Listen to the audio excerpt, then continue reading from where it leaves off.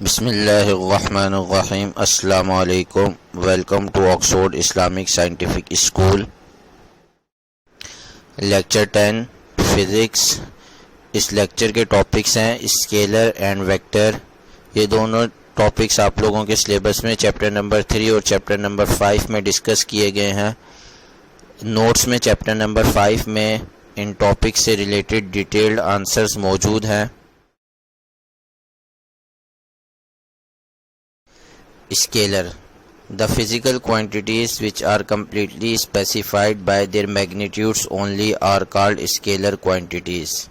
وہ physical quantities جنہیں completely specify کرنے کے لیے ہمیں صرف اور صرف magnitude کی ضرورت ہوتی ہے، وہ scalar quantities کہلاتی ہیں۔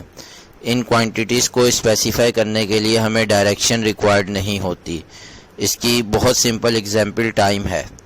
اگر آپ سے کوشچن پوچھا جائے کہ عید الاضحیٰ میں کتنے ڈیز باقی ہیں تو آنسر ہوگا تقریباً 15 ڈیز۔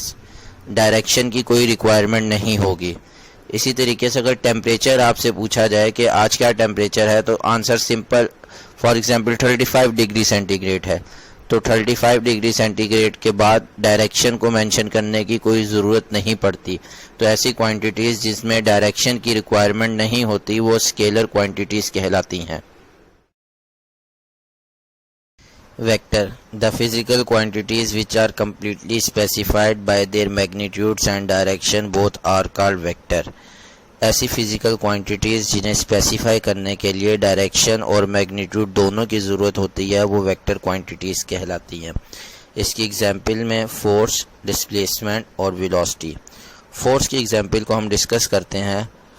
اگر آپ کے پاس ایک روم کے سینٹر میں ایک باکس پڑا ہے اور آپ سے کہا جائے کہ اس باکس کے اوپر آپ نے 10 نیوٹن فورس لگانی ہے تو یہ چیز مینشن کرنا پڑے گا کہ 10 نیوٹن فورس کس ڈائریکشن میں لگانی ہے، فارورڈ ڈائریکشن میں، بیکورڈ ڈائریکشن میں، رائٹ، لیفٹ، اپ، ڈاؤن، ڈائریکشن کو مینشن کرنا ضروری ہے۔